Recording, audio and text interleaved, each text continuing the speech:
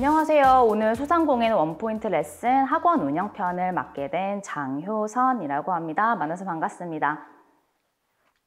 저는 현재 은평에서 꿈과 영어 학원을 운영 중인 원장이고요. 20대 때에는 보시다시피 강의 생활을 굉장히 열심히 해왔습니다. 운이 좋게도 좋은 수업이나 좋은 학원을 만나게 되어서 꾸준하고 성실하게 강의 생활을 하면서 커리어를 쌓았고요. 그런데 30대가 들어서면서 임신과 출산을 하게 됐죠. 그래서 그때부터는 강의를 하러 학원에 나가기 싫은 마음이 조금씩 드는 거예요. 그래서 나도 내 거를 찾아서 내 공간을 찾아야겠다. 그리고 거기서 내가 강의를 할 곳을 찾아봐야겠다라는 마음이, 그런 전투력이 조금씩 생기기 시작하면서 유모차를 아이 6개월 차에 막 끌고 상가를 찾아다니기 시작했어요. 그러면서 이제 혼자 할 곳들을 찾아보고 거기서 교습소 오픈, 학원 확장 오픈, 또 다른 교습소, 또 다른 학원, 이런 식으로 확장을 하게 됐고요. 현재는 그래서 저만의 이런 학원을, 작고 예쁜 학원을 운영 중입니다. 학원 저희 되게 예쁘죠? 이 학원 같은 경우는 2021년 3월에 오픈을 해서 이번 8월 달에 구문독해 영어 도서관 프로그램을 사용하면서 확장 이전을 하게 된 케이스고, 저는 1인 원장 그리고 2인 조교 시스템을 활용을 해서 수업을 진행을 하고 있어요. 네, 학원이 딱 문 열고 들어오셔서 학생들이든 어머님이든 예쁘다는 말을 진짜 많이 해주시는데, 사실 학원에 인테리어로 들어간 돈은 크게 많지는 않았어요. 그런데 저는 여기 밑에도 적혀 있지만 가고 싶은 학원이나 보내고 싶은 학원에는 원장의 진심이 보여야 한다는 걸 꼭 강조를 드리고 싶거든요. 뭐냐면 저는 흔히 말하는 그런 카공족이죠. 카페에 가서 막 좋은 가구나 큰 책상이나 예쁜 뷰, 그리고 쾌적한 느낌, 이런 것들을 받으면 뭔가 성장하고 싶고 뭔가를 막 열심히 하고 싶고 이런 기분이 든단 말이에요. 근데 아이들한테 학원이 그런 곳인가? 근데 애들한테 학원이 그런 곳이어야 하잖아요. 근데 그런 곳이 아닌 것 같아서 저도 고민을 하게 된 거예요. 왜 애들이 학원에 오면 어디에 막 끌려오는 아이들처럼 그렇게 공부를 하는 게 싫어서, 아이들한테는 어떤 공간이 좀 영감을 주지? 어떤 공간이 성장 욕구를 불러오지? 이런 것들을 생각하게 됐어요. 그래서 아이들한테는 한번 물어봤죠. 너네는 어디 가면 이렇게 뭐가 잘 되니? 막 공부를 하고 싶고 막 더 좋은 사람이 되고 싶고 어디 가면 그래? 선생님 그런 거 잘 모르겠고요. 저는 엄마랑 스타벅스 가면 게임이 그렇게 잘 돼요. 이런 얘기를 해요. 그리고 또 약간 학구적인 아이 같은 경우는 엄마랑 스타벅스에 가서, 카페에 가서 엄마가 책을 보고 있을 때, 엄마가 핸드폰 하고 있을 때 자기가 수학 문제집 푼대요. 너무 좋대요. 그런 기분이. 아, 애들한테도 이 욕구가 있구나. 아이들한테도 이게 소구가 되는구나 라는 포인트를 제가 느껴서 인테리어 계약했던 곳을 해지하고요. 저 그냥 카페처럼 내가 꾸며보겠다고 가구부터 문부터 제가 하나하나 다 찾으러 다녔어요. 어떻게 만들려고. 스타벅스처럼 만들려고. 그래서 홀처럼 학원을 꾸미게 됐어요. 근데 마침 제가 수업을 하고 있는 그 영어 독서 프로그램과 맞았기 때문에 저는 이런 홀로 운영하는 것이 괜찮은데, 다른 원장님들께서도 한번 고려해 보시고 본인에게 맞는 학원 공간 구성, 이것도 되게 문을 열었을 때 어머님들이나 학생들한테 가장 처음으로 줄 수 있는 이미지이기 때문에 여기에도 원장님의 진심을 아주 많이 쏟아 부으시길 바래요. 저는. 저희 학원 소개였고요. 그 다음 스토리텔링 컨텐츠는 오늘 이렇게 4가지 준비해봤습니다. 첫 번째는 오픈의 도가 트게 해준 뼈아픈 인생 수업인데요. 뭐냐면 제가 별로 학원 운영을 오래 한 것 같지 않은데 나와서 이런 얘기를 한다고 해서 무슨 얘기를 하나 생각을 하시는 분도 있을 거예요. 근데 저는 이 강의를 준비하면서 엄청 학원을 오래 운영하신 분들이나 이미 학원이 안정화되어 있고 정착이 되어 있는 경영자분들은 이거를 볼 필요가 없다고 생각했거든요. 오히려 예비 창업을 준비하고 계신 강사님들, 그리고 내 거를 차렸는데 내가 왜 원한대로 시나리오가 안 돌아가지? 고민이신 분들, 이런 분들이 보실 거라고 생각을 했어요. 그럼 거기에 이제 문제는 오픈의 문제거든요. 오픈을 내가 어떻게 성공적으로 잘 할 건지, 어떻게 잘 해왔는지를 점검하시는 포인트를 제가 좀 공유를 해드릴게요. 일단 왜 제가 뼈아픈 인생 수업이라는 얘기를 했냐면, 제가 혼자 학원을 운영하기 시작한 지는 3년 정도예요. 3년 정도가 됐어요. 저희 아이가 4살이니까. 근데 첫 번째 오픈, 이제 아이가 6개월, 7개월 되던 차에 남편은 막 열심히 일을 하러 다니는데 저는 집에 있으니까 싫은 거예요. 그래서 막 그때 전투력이 상승하면서 유모차를 끌고 막 동네를 다녔던 거죠. 근데 그러면서 이제 오픈할 상가들을 차찬히 눈에 담기 시작했었어요. 근데 첫 번째 오픈에 대한 얘기는 어떤 상가를 갔는데 너무 마음에 들어요. 학생들도 많아 보이고 대단지도 끼고 있고. 그래서 옆을 보니까 어떤 상가가 나가는데 수학 교습소가 확장을 해서 나간다는 거예요. 그래서 여기 되는 데인가 보다 하면서 지금 생각하면 정말 무례하고 무례하고 너무 무모한데 그 원장님 번호로 전화를 드렸어요. 저쪽에서 학원을 확장해 가서 운영 중인 분한테 전화 드려서 되게 우매한 질문을 한 거죠. 여기 잘 되는 자리예요. 저 영어 들어오려고 하는데요. 그랬더니 이제 수학 원장님이 정말 감사하게도 설명을 저한테 해주셨어요. 거기가 아파트 대단지 입구고 차들이 들어오는 메인 동선 같아서 되게 사람이 많을 것 같죠. 그래서 저도 거기 들어갔었어요. 그런데 가다 보니까 도보권이 아니래요. 사람들이 거기로 걸어 다니질 않는다는 거예요. 그리고 그런 아파트들이 있잖아요. 메인 동선은 있는데 대문은 이렇게 만들어 놨는데 다니는 거는 저쪽 후문으로 많이 다니는 아파트. 그곳이 그런 데였던 거예요. 그래서 그 원장님이 자기는 사실은 수업도 잘하고 동네에서 어느 정도 공신력을 확보해 놓은 상태였기 때문에 이렇게 잘 클 수 있었는데 그렇지 않으시고 완전 첫 경험이시면은 다른 데도 한번 찾아보세요. 저한테 조언을 주신 거예요. 그래서 다시 한번 이제 집으로 돌아가면서 초등학교 앞에 어느 상가를 봤는데 갑자기 또 눈에 확 마음에 들어오는 곳이 있는 거예요. 근데 보니까 이제 임대 문의가 붙어 있길래 이제 부동산으로 바로 전화를 해서 너무 마음에 들어서 고민도 하지 않고 저는 다음날 바로 계약을 했습니다. 바로 다음날 계약을 해서 이제 오픈 준비를 막 했어요, 열심히. 그래서 오픈 준비를 하니까 또 어머님들 너무 잘 봐주시는 거예요. 그래서 3개월 만에 클래스가 다 포화된 상태가 됐어요. 그래서 이제 클래스가 포화됐으면 원장님들의 성향에 따라 다르신데 되게 나는 이 아이들만 데리고 이제 오순도순 아기자기하게 잘 애들 꾸려가야지 라고 생각하실 수도 있는데 저 같은 성향은 조금 공격적으로 뭔가를 하다 보니까 그러면 나 이 아이들 데리고 저쪽 옆에 상가단지로 가서 좀 더 큰 데 가서 더 멋있게 해봐야지, 애들한테 더 좋은 공간, 더 좋은 시간 줘야지 라는 생각이 들어서 상가를 막 서치를 했죠. 또 상가 단지에 있는, 프라자 상가에 있는. 그래서 그런 곳에서 또 좋은 임대인을 만나게 되어서 계약을 했고, 이때 저의 실수이면서도 되게 인생 교훈인 부분은 이때 제가 동업자를 합류시키게 돼요. 학원 사업에. 그래서 동업자와 함께 이제 일을 하면서 어떤 부딪히는 갈등 때문에 제가 시작을 했던 학원인데 이제 요거는 동업자에게 다시 인수를 하고 세 번째 교습소 오픈을 준비하게 됩니다. 세 번째 교습소 오픈을 준비하면서 요것도 또 되게 마음에 드는 자리였어요. 전 이런 걸 너무 잘 찾아요. 근데 이런 거 찾는 노력을 원장님도 하셔야 돼요.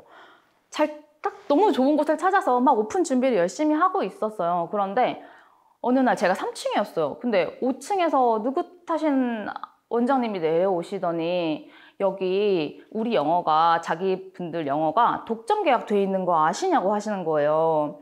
그러니까 알고 보니까 그거 원장님 조심하세요. 나중에 상가 계약하실 때 상가들이 첫 분양을 위해서 어떤 곳에는 이제 영어는 너네만 들어와, 너네한테 분양 싸게 해줄게, 이런 곳들이 있거든요. 제가 그런 데 들어가게 된 거죠. 임대인이 계약 실수를 하신 거예요. 그래서 이제 오픈에 들어갔던 준비 비용이나 위약금 같은 거는 이제 받고 다시 네 번째 오픈을 준비하게 됩니다. 그게 아까 제가 말씀드렸던 꿈과 영어, 그 학원의 전신인 지금 이 꿈과 영어 교습소가 되겠고요. 이것도 되게 재밌게 했어요. 왜냐면 이렇게 앞에 경험들이 있다 보니까 이제 반 오픈 전문가가, 교습소 학원 오픈 전문가가 되어가는 거예요. 그래서 어떤 뭐 말이나 조언 같은 거 별로 휘둘리지 않고 제가 정답이라고 생각하는 것, 제가 하고 싶은 대로 해봤어요. 역시나 3개월 만에 거의 모든 수업이 차게 돼서 다시 또 이번처럼 확장 이전을 하게 되었습니다. 그러니까 3년 동안에 5번의 학원 오픈을 준비한, 확장 이전까지 사실 오픈만큼의 시간과 노력이 들어가거든요. 그래서 3년 동안 5번의 학원 오픈을 준비한 거 아마 유일무이할 거예요. 그래서 제가 들려드릴 오픈 이야기가 조금 값진 정보가 되시리라 믿으면서 시작해 볼게요.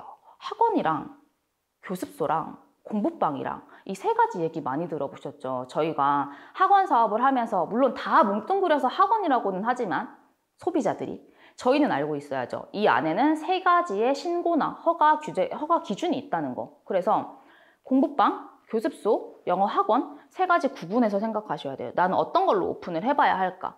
보면은 공부방은 그냥 거주지에서 하시는 거잖아요. 그쵸?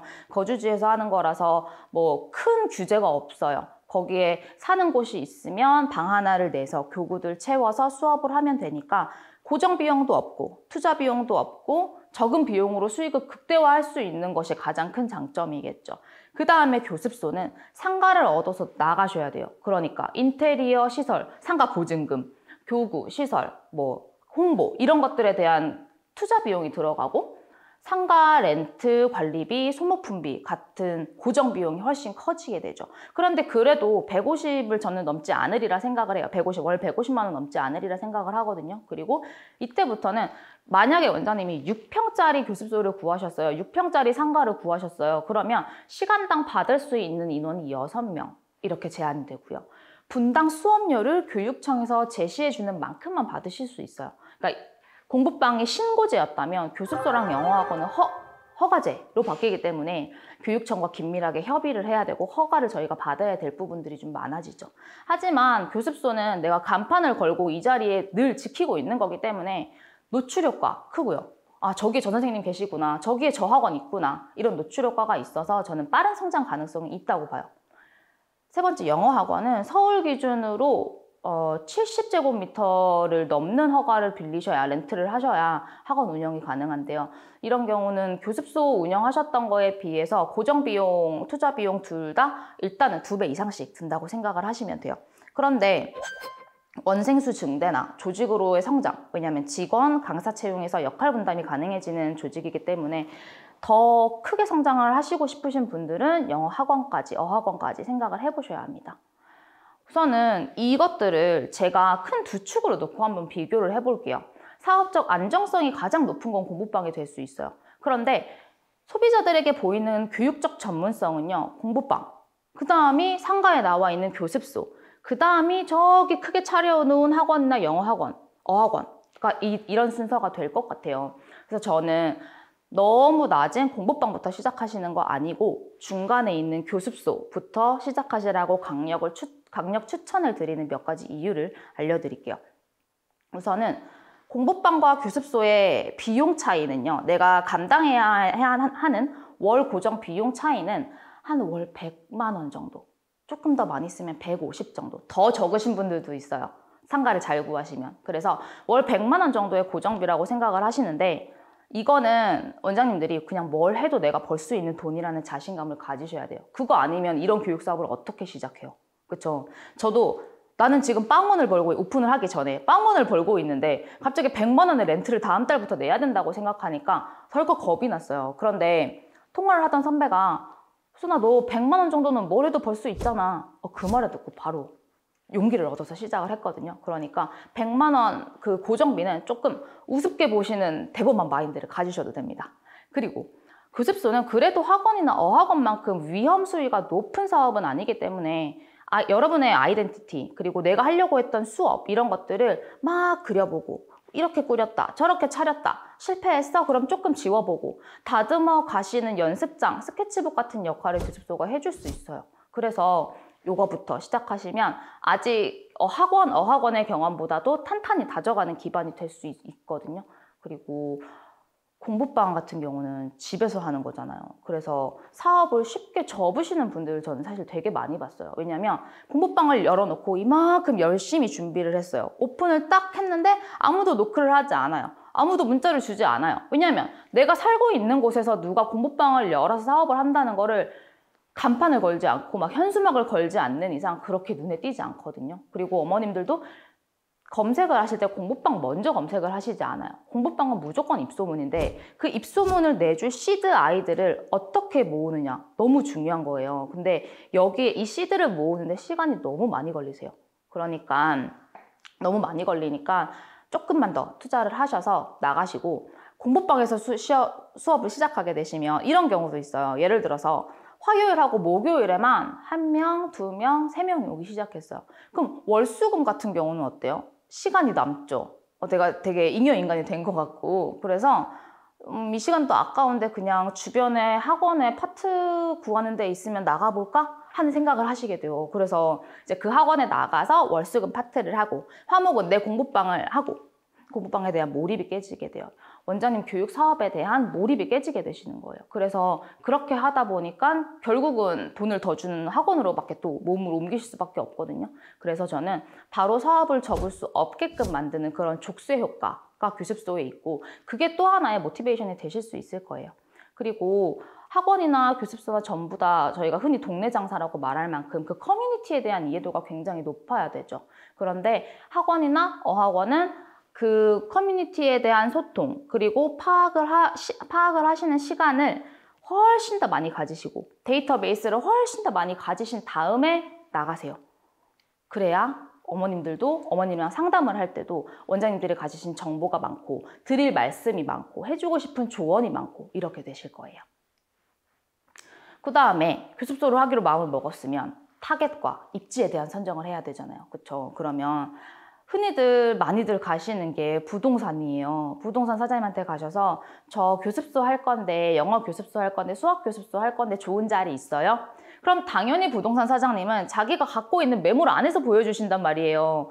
뭐 꼭 이거를 어떻게 처리하려고 하는 것보다도 생각을 할 수 있는 범위가 자기가 가진 매물이란 말이에요. 그러니까 그렇게 보시지 마시고요. 자기가 타겟을 정하시고 원장님들이 타겟을 정하시고 그리고 공시를 직접 발로 찾아다니세요.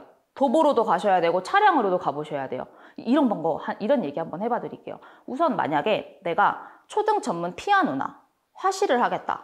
초등 전문 영어를 하겠다. 그러면 도보권에 중심을 맞추셔야 돼요. 그래서 초등학교 앞, 아파트 대단지, 1000세대 이상이어야 되죠. 대단지 앞, 그리고 하나의 팁이 은근히 많이 걸어 다니는 게 도서관 루트라는 거 아세요?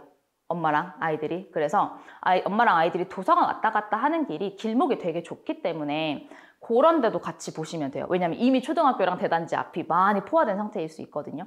그리고 초중등 논술이나 과학 같은 걸로 오픈을 해보시고 싶다. 근데 이런 거는 어머님들이 아무래도 현실적으로 영어랑 수학 위주로 학원 스케줄을 짜놓기 때문에 이런 아이들은 메인 학원 근처로 가셔야 돼요.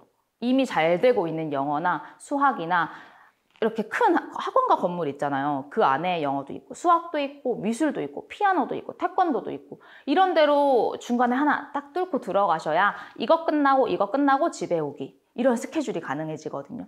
그리고 중고등 입시, 수학, 영어를 하시는 분들은 각인 효과가 큰 자리로 가세요. 지하철역, 학원가, 상가. 근데 거기에도 작은 상가들이 있어요. 그 큰 건물 안에 작은 상가부터 시작을 하세요. 옆으로 확장을 하시면 돼요. 그래서 대형 학원의 근처일수록 좋아요. 왜냐하면 대형 학원에서 나오는 아이들이 눈에 띄었던 학원, 그 학원이 될 확률이 높거든요. 그래서 대형 근처로 가시면 좋고요. 한번 다시 이렇게 프로세스를 정리를 해드리면요. 타겟 학교랑 단지 잡기 이런 것들은 지도 꼭 들고 확인하세요. 이 학교 잡아야지, 이 단지 잡아야지, 가보자. 가서 학생들, 어머님들 다니는 동선 반드시 관찰하고 파악하셔야 되고요. 공실 물색하셔야 되죠. 이때는 차량으로도 다니시고 도보로도 다니시고요. 그리고 이제 리스트업을 했으면 그거를 들고 근처 부동산으로 가세요. 그러면은 중개 비용도 조금 깎으실 수 있고요. 그리고 더 내가 볼 리스트들을 토대로 더 좋은 곳을 추천해주기도 하세요. 그러면 이제 그 상가를 어느 정도 몇 개 정해졌으면 그 중에서 교육청 허가랑 맞는 곳을 마지막으로 픽하시면 됩니다. 그러면 제가 실제로 어떻게 입지를 잡았는지 한번 지도로 보여드릴게요. 처음에 제가 타겟을 했던 초등학교였어요. 이 초등학교 앞에 상가가 있는 거예요. 바로 앞에 저기다 해서 갔는데 당연히 꽉 차 있죠. 나오지도 않아요. 공실이 나오지도 않는데요. 부동산 사장님 말씀으로는. 그래서 여기 학교랑 여기 아파트 나 잡고 싶은데 하면서 돌아가던 찰나에 이 학교 아이들이 빠져서 저쪽 대단지로 다들 하원을 하고 있어요. 근데 그 하원을 하고 있는 아파트 단지 정문에 상가가 있는데 생각보다 공실이 3개나 있는 거예요. 학원 같은 거 아무도 없어요. 저처럼 생각하는 사람은 없었던 거예요. 저기다가 학원을 차리겠다고 생각하신 분은. 그래서 가서 물었더니 잘 왔다고 부동산 사장님이 자기도 여기 학원 자리 괜찮을 것 같았는데 아무도 문의가 없었다고 하셔가지고 이제 요 자리가 제가 처음 계약했던 그 자리였어요. 아니나 다를까 단지 내 상가고 그러니까 어머님들이 안전하게 보내실 수 있죠. 학원 차량이나 멀리 큰 길을 건너야 되는 게 아니니까. 그리고 뒤에 배후 단지들이 있는데 이 배후 단지들에서 오는 길도 대로변이 아니기 때문에 한 단지만 타겟팅한다고 생각하지 마시고요. 그 뒤에 있는 배후 단지도 같이 보시면 되세요. 그래서 공실이 3개였으니까 당연히 조금 임대료를 깎을 수 있는 우위가 저한테 있었고요. 그리고 대단지 아이들이 이렇게 학교에서 심지어 뒤에 있는 단지도 다들 이 단지를 통해서 가는 거예요. 그래서 여기서 학생을 조금 빠르게 모집할 수 있었던 계기가 됐고요. 이런 식으로 지도를 가지고 보면서 들고 다니세요. 확대 많이 해보시고. 그리고 이제 2번째 교습소를 제가 생각을 했을 때는 이때는 조금 상황이 달라졌었어요. 어떤 상황이었냐면 코로나가 터졌죠. 그래서 아이들이 학교를 많이 가지 않는 상황이에요. 그럼에도 불구하고 어쨌든 커뮤니티 아이들은 학교를 중심으로 모이기 때문에 처음에 또 찾아갔던 게 초등학교였어요. 그리고 그 앞에 메인 상권에 당연히 제 마음에 드는 상가가 없었던 거 확인했고, 그러면 저쪽에 있는 초등학교 앞으로 한번 가볼까? 저쪽 초등학교에 가보니까 이렇게 제가 직사각형 빨간색 해놓은 데 보니까 초중고 라인을 따라서 되게 오래된 작은 교습소들이 너무 즐비한 거예요. 그런데 오래되고 낡은 교습소 사이에 제가 들어가기 싫었어요. 그래서 조금 색다른 시도를 했습니다. 어차피 요즘 아이들이 코로나 때문에 학교를 많이 가지 않으니까 그러면 아파트 단지들 사이에, 하지만 아이들이 슈퍼 가는 길, 마트 가는 길, 어머님 아버님들이 출근해서 지하철역 가는 길, 주말에 걸어서 쇼핑몰 가는 길, 그쪽에다가 오픈을 해서 노출을 시켜볼까? 당연히 거기는 아무 학원도 없었어요. 하지만 공실은 몇 개가 있었거든요. 그래서 보시다시피 되게 시장통인 것 같잖아요. 옆에는 정말 잘 되는 줄 서서 먹는 떡볶이집, 그 다음에 옆에는 피자집이었어요. 조금 시끌시끌하긴 한데 너무 유명한 가게들 옆에, 그리고 유명한 그 메인 이렇게 흘러가는 길에 제가 자리를 하고, 이때는 제가 포인트를 뒀던 게 보시면 아시겠지만 예쁘게 꾸미자였거든요. 바깥을 외부를 예쁘게 꾸미자였기 때문에 이렇게 해놓으니까 눈에 되게 띄는 효과가 좋았어요. 여기 뭐 하는 데예요? 예뻐요 선생님. 이렇게 들어오신 어머님들도 있었고 생각보다 많았어요. 그래서 이렇게 자리를 잡으셨으면 이제는 자리를 잡고 난 여기서 무슨 수업을 할 건가. 사실 무엇보다 가장 중요한 거, 다른 거 다 없어도 되지만 가장 중요한 거는 사실은 이 부분이에요. 수업이에요, 수업. 근데 수업은 이제 원장님들 당연히 그 어떤 알맹이보다도 가장 알차게 준비하실 거기 때문에, 그리고 원장님들이나 선생님들 별로 강의에 대한 컨텐츠가 너무 많이 다르기 때문에 그거에 대해서는 제가 많이 조언을 드릴 수 있는 입장은 아니라고 생각을 해서 조금 파트를 줄인 거지만, 사실 이 부분에 대해서 가장 많이 고민을 하셔야 돼요. 저도 가장 많이 고민을 했던 점이고요. 보면은 이제 수업에 대한 내 커리어, 플랜 이런 거 어떻게 녹여낼까? 이거 하나의 종이로 정리 반드시 해보셔야 돼요. 원장님의 마인드 세팅을 위해서도 정리를 해보셔야 되지만, 이렇게 정리를 하고 나면 나중에 상담용으로도 되게 유용하게 쓰시거든요. 저 같은 경우는 제가 대형 어학원에서 계속 수업을 했기 때문에 제가 가르칠 수 있는 강의는 대형의 수업을 대형 어학원에 보면 적응을 못하고 되게 안타까운 학생들이 저는 많았단 말이에요. 그래서 그 아이들을 내가 모아서, 내가 대형의 커리를 알고 대형의 교재를 아니까 그것들을 착안해서 가져와서 얘네를 가르쳐보자. 대형에서 적응을 못해서 나온 아이들이지만 이렇게 작게 옆에서 밀착으로 관리해주면 잘할 수도 있어. 실제로 그런 아이들 되게 많단 말이에요. 그래서 그런 아이들을 모으자가 제 포인트였어요. 그래서 이렇게 했었죠. 내 작은 수업들이 모여서 큰 네가 된다. 이런 원장님들의 수업 정체성을 나타내는 비전 하나를 꼭 먼저 생각을 하세요. 그리고 전체적인 수업 구성을 짜세요. 저 같은 경우는 이제 제가 대형에서 일을 했던 커리어를 많이 어필을 하려고 노력을 했기 때문에 무엇보다도 이런 거를 조금 구체적으로, 세부적으로, 그 다음에 시스템이 있어 보이게끔 많이 정리를 하려고 노력을 했었거든요. 근데 이거는 원장님들 수업 형태에 따라서 많이 달라지실 것 같아요. 이렇게 정리를 해놓으시면 내가 방향을 잃을 때 내비게이터 역할을 해줘요, 얘가. 내가 막 이렇게 하다 보면 사람들이 그렇잖아요. 막 작은 거에 몰입해서 일을 하다 보면은 내가 진짜 뭘 해야 되는지 모르고 있을 때 이거 보셔야 돼요. 그러면 아, 맞다. 이거 해야 되지. 정리가 되는 효과도 있거든요. 그리고 아까 말씀드린 대로 상담 시에 어머님들한테 이렇게 적극 활용할 수 있는, 한눈에 볼 수 있는 커리큘럼이 정리되어 있다는 거 되게 좋은 홍보 효과가 됩니다. 그리고 이거 계속 말씀드려요. 수업을 잘하는 거는 너무 당연한 거예요. 어떻게 꾸며놔도 선생님이 별로고 수업이 별로면 그건 안 돼요. 그런데 수업을 잘하는 건 당연한 거고, 저는 교습소고 동네 학원이어도 내가 팔아야 되는 브랜드 가치가 반드시 있어야 된다고 느껴요. 저도 아이 책을 사면서 아이한테 이 책을 사주면 아이가 받아가는 지식이며 아이가 배우는 것도 생각하지만 내가 이 브랜드의 책을 아이한테 사주면서 제 존재 가치도 확인하거든요. 어머님들도 마찬가지예요. 내가 이 학원을 다달이 돈을 내요. 심지어 다달이 돈을 내면 이 선생님이 우리 아이한테 줬으면 좋겠는 가치, 우리 아이가 여기에 가서 느꼈으면 좋겠는 가치, 내가 수강료 결제를 하면서 느꼈으면 좋겠는 가치가 서로 말로는 안 하고 인지하지 못하지만 다 담겨 있단 말이에요. 그래서 동네 교습소도 동네 학원도 반드시 자신의 브랜드 가치를 구축하세요. 교습소 같은 경우는 이런 취약점이 있어요. 학원에 비해서 전문성이 떨어져 보이죠. 아무리 수업 열심히 하셔도. 그리고 어머님들끼리 이런 것도 있어요. 여기 보낸다고 자랑하고 싶지 않아요. 동네 작은 데보다 어디 큰데 좋은 레벨에 우리 아이가 있다는 거 자랑하시고 싶은 너무 당연한 심리잖아요. 그렇죠? 그리고 대형 어학원만큼의 학습적인 영감이나 동기부여가 덜 오는 것도 사실이에요.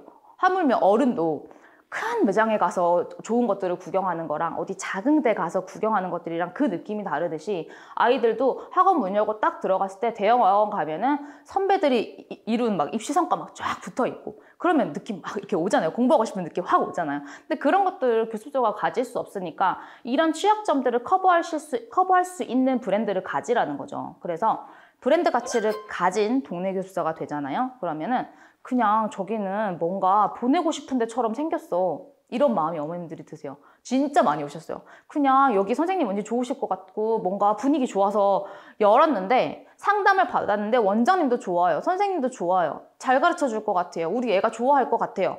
그럼 이제 교육 열정도 있고 센스도 있으신 것 같고 등록해 주시는 거죠. 잘 가르치면 계속 가르쳐 보내주시는 거죠. 계속 가르쳐 달라고. 그렇죠?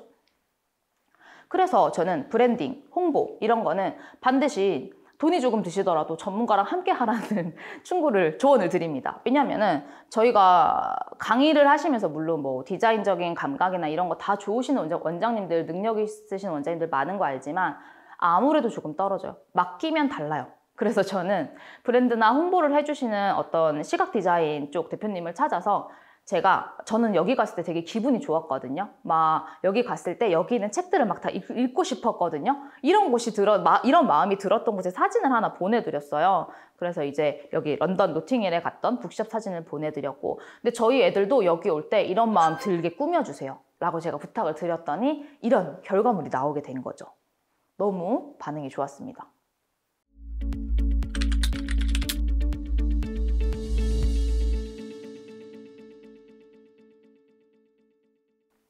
그러면 이제 빠른 정착과 확장에 대한 얘기를 드려볼게요. 이렇게 오픈 준비를 다 해놨으면요. 다 해놓고 열심히 했어요. 그때 원장님의 자신감을 건드리는 부분은 뭐냐면요. 얼마나 빨리, 얼마나 많은 아이들이 모이는가거든요. 천천히 모이면 내가 이걸 다 해놓고도 어디에 확인을 받을 수 있는 루트가 없어요. 아이들이 오고 어머님들이 와서 아이들이랑 소통을 하면서 내가 잘했구나, 내가 이 부분 고쳐야 되는구나 하는데 그런 피드백이 올 수 있는 통로가 없다는 거죠. 그래서 저는 오픈도 중요한데 그 이후에 무엇보다 가장 집착하셔야 되는 거는 빠른 정착이랑 확장이에요. 상담이 가장 중요합니다. 우선은 작은 학원에 오면요. 어머님들이 생각보다 레벨 테스트를 많이 믿지도 않고요. 왜냐면 대형 어학원에 갔을 때는 그 많은 아이들을 나눠야 하니까 레벨 테스트를 의무적으로 봐야 했지만 이 작은 데서는 어차피 레벨이라는 게 그렇게 시스테믹하지 않게 나눠져 있는 거를 아는데 레벨 테스트를 주는 것 자체가 무의미하다는 거 저도 알고 어머님도 알고 학생도 아는 상황이에요. 그래서 굳이 시험지를 주면서 레벨 테스트를 보는 게 조금 불필요하다는 생각을 저는 했었기 때문에 아예 차라리 거기서는 수업 시뮬레이션이나 교재를 이렇게 주고 어떤 교재를 얘가 몇 프로 소화했는가를 원장님들이 직접 검사를 해보세요. 짧은 모의 수업을 진행을 해보시면서. 그러면 상담에서 하실 말씀도 훨씬 더 늘어나고 어머님의 신뢰도도 되게 높아지세요. 그래서 상담 양식을 반드시 만드셔가지고 아이가 어떻게 영어 공부를 해왔고 바라는 점은 뭐고 이런 것들이 조금 형식적일 것 같지만 어머님들한테 그걸 쓰는 시간을 드리면서 원장님도 관찰하시는 시간 가지실 수 있거든요. 아이랑 어머님이랑 관계가 이렇구나. 이런 부분을 어려워하시는구나. 이런 것들을 생각을 한번 정리하실 수 있는 시간이기 때문에 종이로 써서 보는 상담 양식 드리는 거 한번 꼭 해보시고요. 학원을 옮기는 이유가 조금 멋쩍긴 한데 한번 꼭 물어보세요. 왜냐면은 학원을 옮기는 이유가 그 학생의 관리 포인트가 되거든요. 그래서 어떤 선생님이 전 학원에서 어떤 선생님이 우리 아이가 결석을 했는데 왜 결석한지도 몰랐고 결석을 한지도 몰랐고 그런 것 때문에 상처를 받아서 오신 어머님들도 있고 또 아이 성향이랑 어떤 부분이 안 맞아서 오신 부분이 있으면 그 부분을 내가 다 들어줄 수는 없지만 그 부분을 늘 신경 쓰고 케어하고 있다는 거를 학생에게도 어머님한테도 어필을 하셔야 되거든요. 그리고 그런 관리 포인트가 점차 늘어나야 좋은 학원이 됩니다. 그리고 첫 수업 후에는 이제 분위기를 파악하기 위해서 반드시 해피콜 같은 거 드리세요. 오늘 학원 어땠대요? 해보시고 2주 안에 어머님 제가 아이 장점이랑 또 개선할 점 정리해서 다시 한번 상담 전화 드릴게요. 하시고 2주 동안 아이 잘 관찰해 보시고요. 근데 이 2주 후에 드리는 전화가 저는 학부모님의 신뢰도를 완전 수직 상승시켜 놓는 계기가 된다고 생각해요. 이 전화 되게 잘 하셔야 돼요. 그러면 이제 매번 상담 전화에 스트레스 안 받으셔도 돼요. 그거 한번 잘 하시면. 그리고 학부모님 의견을 들어는 드리되 원장님들이 지키셔야 되는 중심 가치는 꼭 가지세요. 저는 이제 뭐 쓰는 숙제나 이런 것도 많이 내는 편인데 선생님 이거 꼭 써야 돼요. 한글에서 꼭 해야 돼요. 이거를 왜 해야 되는지 너무 막 고집불통처럼 고집하지는 마시고 설명을 해주세요. 저는 이게 왜 필요하다고 생각되고 이게 이 아이에게 어떤 효과를 가져올 수 있는지 어머님 조금만 믿고 기다리고 지켜봐 주세요. 이거 되게 좋아질 거예요. 나중에 좋은 피드백에서 돌아옵니다.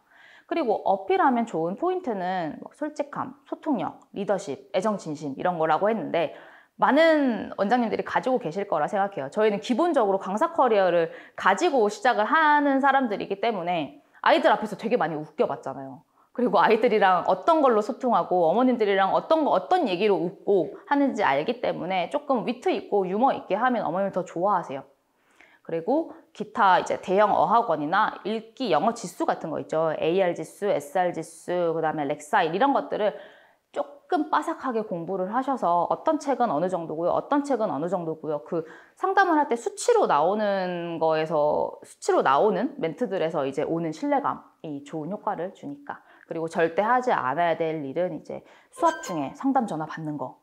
아이들도 다 알아요. 어머님도 다 알아요. 절대 하지 마시고 그 다음에 이전 학원 평가하기. 빨리 이 아이를 회유하기 위해서 그 학원 그러면 안 되죠. 절대 하지 마세요. 나한테 다시 화살이 돼서 돌아옵니다. 그리고 결과에 대한 허황된 약속도 너무 뭐 몇 달 안에 반드시 몇 점 만들어 놓을게요. 자신 있는 모습은 좋은데 어머님들한테도 너무 저희는 결과로 수입을 내는 일이 서비스가 아니잖아요. 과정 속에서 수입을 내는 서비스이기 때문에 결과로 약속하지 마시고 과정으로 약속하세요. 대신 그 과정을 잘 지켜주면 어떤 결과도 따라올 거예요. 라는 말씀은 당연히 드릴 수 있죠. 그리고 원년 멤버들은 영원한 제자라는 포인트는 어떤 원장님들이 이런 고민 많이 하시는 거 봤어요. 몇 명 애들 안 모였는데 내가 이렇게까지 해줘야 되나? 나 여기 뭐 20명, 30명 놓고 강의하던 사람인데 2명, 3명 때문에 내가 이 자료 만들어줘야 되나? 그런 생각 이제 하시면 안 돼요. 원년 멤버들은 원장님들의 학원을 타겟 학교 하나, 도보권 하나에서 타겟 학교 2, 3, 도보권에서 라이딩권 이렇게 늘려주는 정말 시드 역할을 할 거라서 그 아이들한테 원장님의 교육 서비스의 엑기스를 다 느끼도록 하셔야 돼요. 저는 어떻게까지 했냐 하면 아이들이 4명, 4명보다 조금 많았는데 아이들이 4명일 때 남자 아이들 6학년 4명만 모아가지고 대학 탐방 데리고 갔어요. 막 쉬는 날. 그리고 아이들이랑 수업 끝났는데 야 오늘 이 책 읽고 갈래? 해서 소설책 하나 주면서 너네 아빠 어떤지 우리 얘기해보자 막 이런 거 하고 아빠가 어제 뭐 했어? 막 술 먹고 왔어 막 이런 얘기 막 애들이 막 영어로 써보고 근데 이런 시간도 같이 만들어주는 거예요. 왜냐면 사실은 그때밖에 못해요.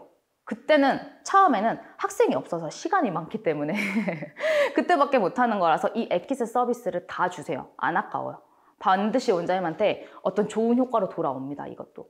그래서 뭐 아이들이랑 한 명을 놓고도 스피치 컨테스트 했던 거 그리고 어머님도 되게 감동 많이 받으세요. 그래서 많이 나중에 아이들 졸업하고 다른 동생, 옆집 사촌 동생 다 소개시켜 주시고요. 그러면 이제 학생 증가가 이렇게 차츰차츰 되면서 어떤 문제점들이 일어나는지를 한번 볼게요. 저는 원생이 조금 빨리 모아졌기 때문에 이 모든 과정들을 빨리빨리 지나가긴 했었는데 그래도 한번 정리를 해봤어요. 20명인 경우에는 이제 인기 있는 타임대들이 한 60% 이상씩 채워지게 돼요. 그리고 어느 정도 아이들이 이제 모이는 거는 좋은데 이제 이때 고민은 소수 고레벨의 아이, 잘하는 아이들이 한두 명 정도는 옵니다. 근데 이 아이들은 놓고 하다 보니까 거의 과외처럼 되는 거예요. 그래서 고민은 되는데 이것도 투자라고 생각하시면 돼요. 왜냐면 내가 보내려고 하는 학원에 잘하는 아이가 없잖아요. 우리 아이가 저렇게 됐으면 좋겠는 롤모델이 없잖아요. 그 학원도 매력이 없거든요. 그래서 그 아이한테는 가르치는 것도 투자라고 생각하시고 열심히 가르쳐 주세요. 그러면 저 아이처럼 커가는 아이가 됐으면 좋겠다라고 해서 친한 동생들, 친한 사촌 동생, 동네 같이 사는 친구들 많이들 오세요. 그래서 20명 정도가 모이면은 적당한 이제 자신감을 주는 단계라고 볼 수 있겠고, 30명, 40명 이때부터 생기는 문제는 1인 운영 체제이다 보니까 클래스 이동이 너무 어려워요. 근데 아이들이 영어만 다니는 게 아니잖아요. 태권도나 수학에서 뭐 다른 데서 어디 레벨이 올라가서 시간을 옮겨야 되니까 영어도 바꿔줘야 되는데 영어는 클래스가 고정이 되어 있으니까 안 되는 거예요. 그래서 물론 어떤 원장님들은 아니에요. 다 영어에 맞추세요, 어머님. 제게 중요합니다. 제 수업 듣고 싶으시면 영어에 맞추세요 하는데 학부모 입장에서 너무 곤란한 일이에요, 사실. 난 이것도 하고 이것도 해야 되는데 영어만 잘해서 안 되잖아요.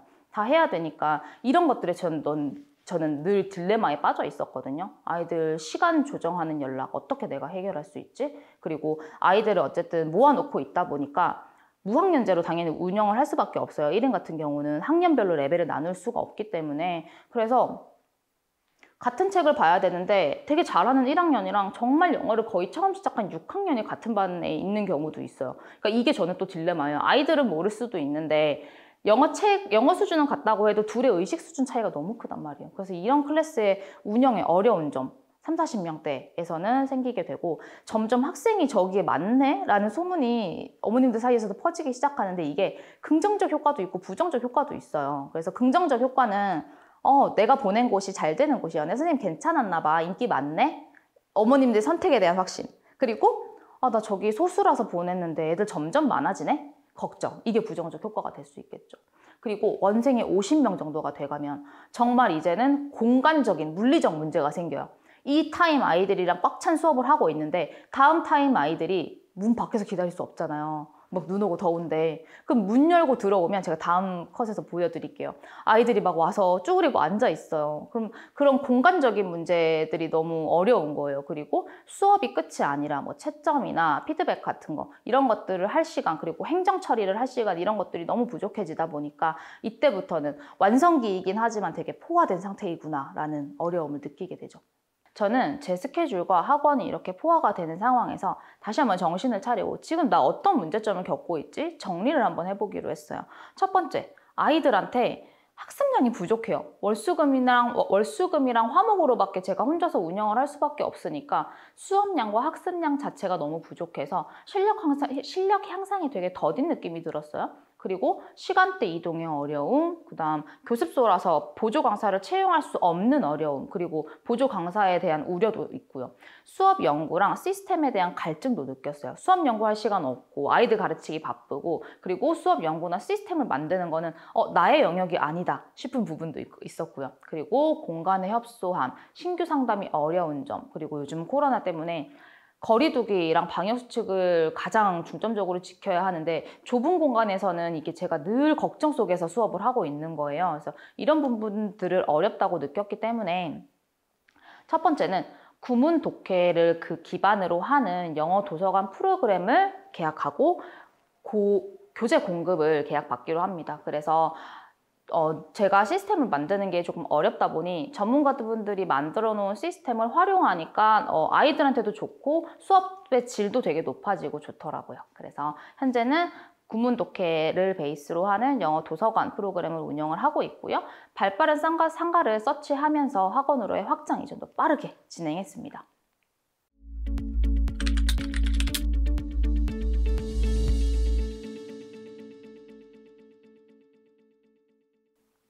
그러면 아까 말씀드렸던 커리큘럼이랑 시간표 이건 되게 디테일한 실행 부분인데요. 어떻게 하셔야 되는지 막막하신 원장님들 계실 거예요. 일단 제가 보여드리는 거는 가장 안전하고 평범한 커리큘럼인데 안전하다는 거는 어디 모난 구석이 없어서 괜찮다는 거예요. 근데 이것만 운영하시면 원장님의 특색이 없어요. 그래서 제가 지금 보여드리는 되게 안전하고 평범한 커리큘럼에 원장님들의 특색과 색깔을 꼭 더하셔야 돼요.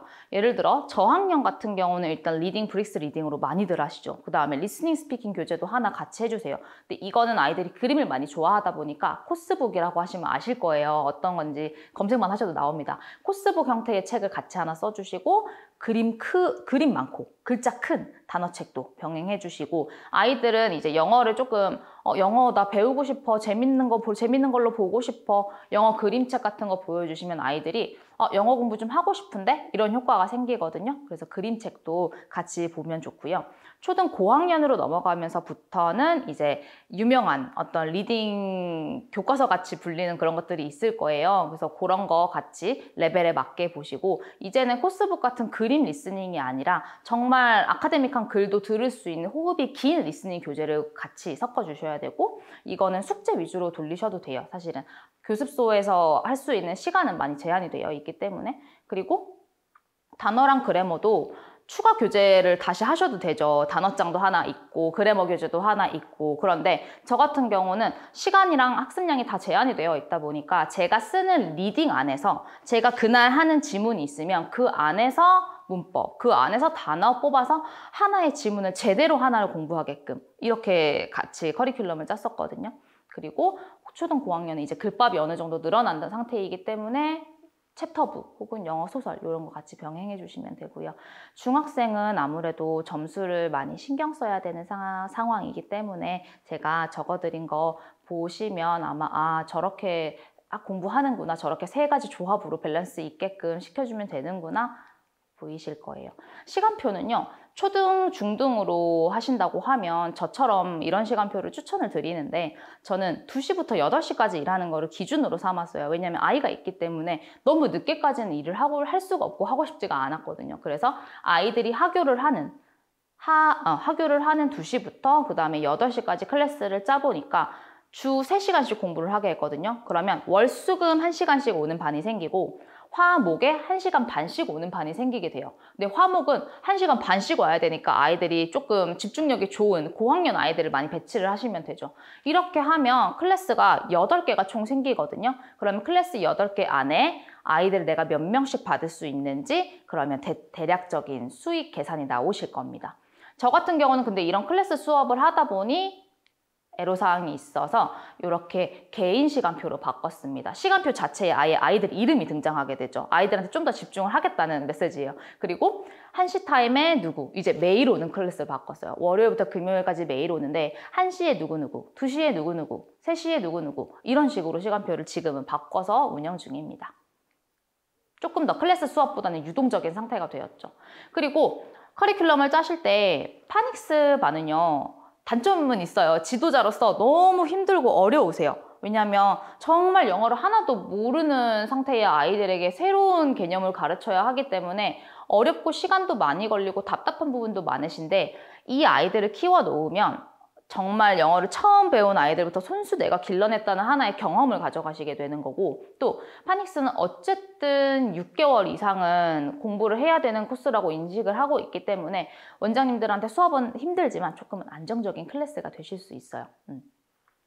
그래서 여기 밑에 보면은 제가 파닉스 수업 어떻게 했는지 나와 있고요. 파닉스 수업에서 하나 주의하셔야 되는 팁은 파닉스만 여기서 하고 그 다음 거는 저쪽 큰 학원 가서 공부해야지, 이런 학부모님들도 계세요. 근데 그런 학부모님들의 마음은 어찌 보면 당연한 거예요. 당연한 건데 그 학부모님들의 마음을 잡으려고 노력하세요. 그럼 어떻게 잡냐면, 이 다음에 아이들이 파닉스가 끝나고 나서 어떤 스텝에 공부를 할지, 어떤 레벨로 아이들이 성장해 갈지를 그 어머님들한테 꾸준히 어필하시고 보여주셔야 돼요.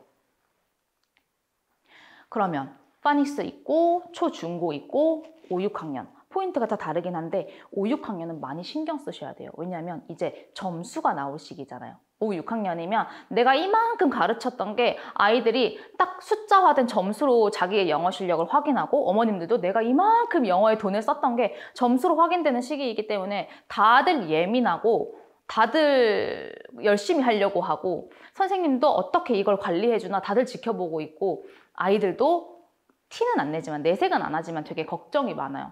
중학교 가면 나 영어 몇 점 나올까? 그리고 그 영어 점수가 잘 나오면 아, 나 영어 공부 잘했네 라고 자신감이 생기는 경우도 있고요.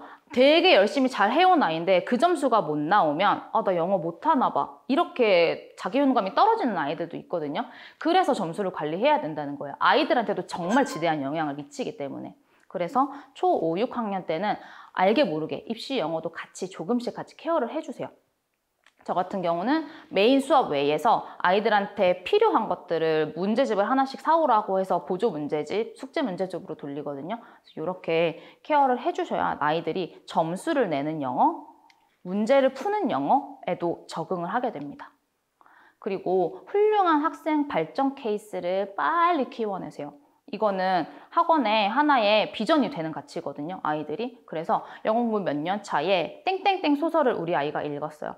영어 공부 몇 년 차에 무슨 시험에서 무슨 레벨을 받아왔어요. 이런 것들을 빨리 만드셔야 돼요. 그런 아이가 보인다. 빨리 잡으셔서 선생님이랑 이거 하자. 선생님 이거 해줄게. 해보셔야 돼요.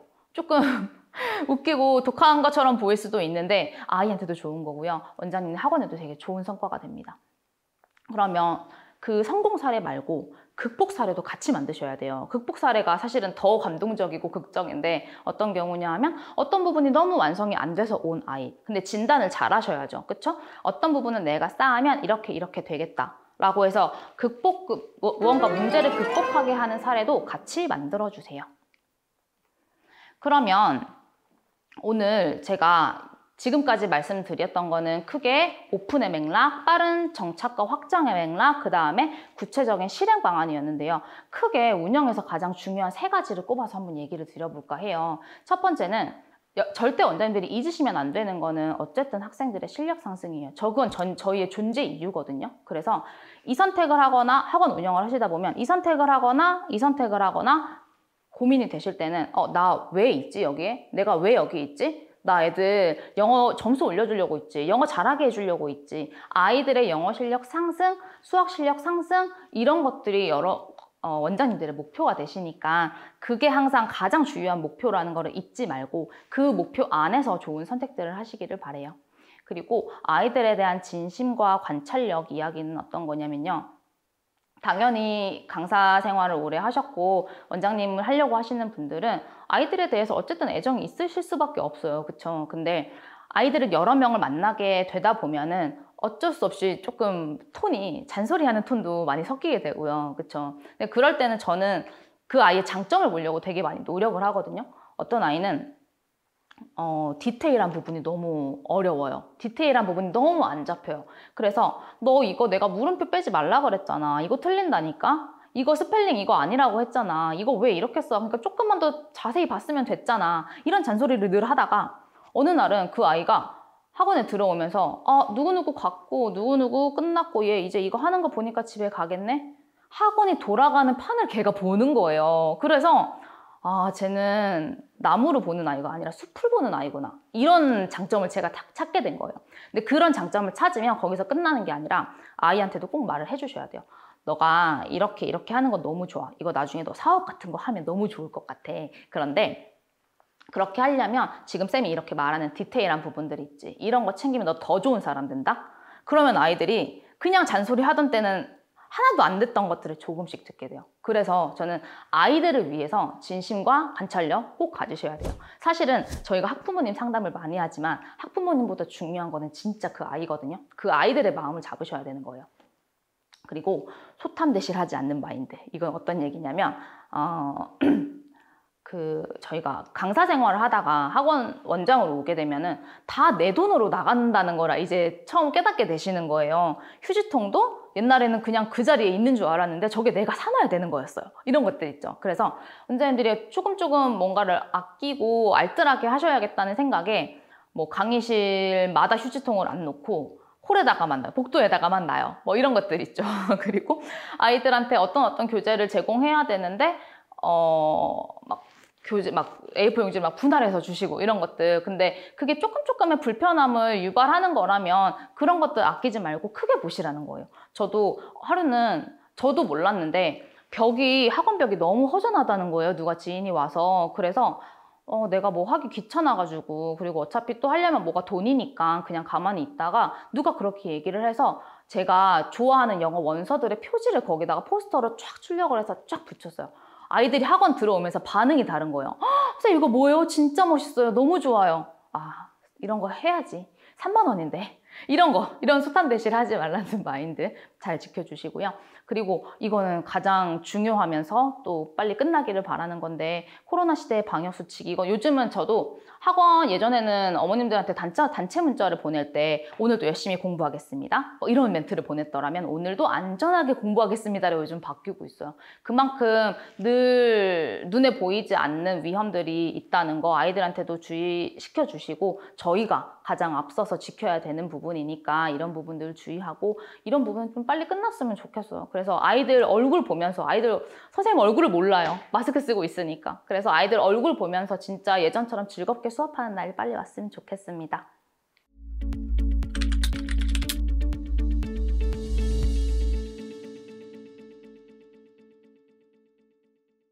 네, 오늘 드릴 말씀은 이렇게 정리를 해볼 건데요. 아까 제가 커리큘럼 얘기를 했던 부분에서 마지막으로 하나만 강조를 드리고 끝내도록 하겠습니다. 뭐냐면 이거는 정말 가장 기본적인 커리큘럼의 모양이거든요. 그러니까 어딜 가도 이거는 기본으로 챙겨주세요 하시는 부분들이 있는데, 그것만 제가 모아놓은 것 뿐이에요. 저 같은 경우는 리딩을 굉장히 특화시키는 학원이기 때문에 저학년이나 고학년에서 보는 리딩서 있잖아요. 리딩서를 그냥 하나로 한번 수업하고 끝내지 않았어요. 그거를 저학년들은 스피치를 하게끔 통째로 외워서 비디오 찍기 이런 거 하면서 낭독 훈련 계속 시키고요. 그 다음에 고학년 같은 경우는 그 구문 독해 지문 하나를 아예 통째로 막 분석을 달달달 하는 것들을 하거든요. 예를 들어서 어떤 단어가 하나 있으면 이 단어의 동의어, 반의어, 찾아오기, 그 지문을 가지고 자기가 스스로 공부를 하게끔 구문 분석을 던져주는, 저는 리딩 특화 때문에 그런 식으로 던져주는 숙제도 있었고, 어떤 다른 원장님께서는 이런 기본을 다 지키시면서 원서를 대여를 하세요. 원서를 대여를 하시면서 그 원서에 해당되는 워크시트 집에서 마무리 해오기, 이런 것들. 그러면 아이들이 어쨌든 숙제를 통해서 영어 책을 계속 읽게 되니까. 왜냐면 이런 것들은 계속 플러스 알파이지만 내 색깔이 되게끔 만드셔야 돼요. 왜냐면 저희가 교습소다 보니까, 작은 동네 학원이다 보니까 이 안에서 수업을 할 수 있는 거는 정말 기본만 해도 벅차거든요. 근데 기본만 해서는 매력이 없잖아요. 살아남을 수 없잖아요. 아이들이 오지 않잖아요. 그러면 정말 아이들한테 이거 했으면 좋겠다 싶은 것들을 플러스 알파로 꼭꼭꼭 시켜주셔야 돼요. 그 사례는 원장님들이 한번 연구를 해보세요. 내 수업에서 제일 내가 주고 싶은 거 뭐지? 제일 시키고 싶은 거 뭐지? 저는 그럴 때 고민을 하는 포인트가, 우리 애한테 내가 제일 시키고 싶은 포인트가 뭐지? 난 우리 애가 영어 글 봤으면, 영어 리스닝 했으면 이런 거 할 수 있으면 좋겠어. 어떤 학원은 그게 풀 딕테이션이 되실 수도 있고, 어떤 학원은 에세이 라이팅이 되실 수도 있고, 자기 학원의 기본 커리큘럼 외에 저기 그거 하는 데잖아, 이 포인트를 꼭 만드셔야 돼요. 아시겠죠? 그래서 오늘 이야기는 이렇게 정리해 보도록 하고요. 여러분들 들으시는 원장님들, 예비 원장님들께 좋은 시간이 되셨길 바라고, 저도 열심히 제 자리에서 노력하고 있겠습니다. 원장님들도 열심히 노력하시면서 건승하시기 바랍니다.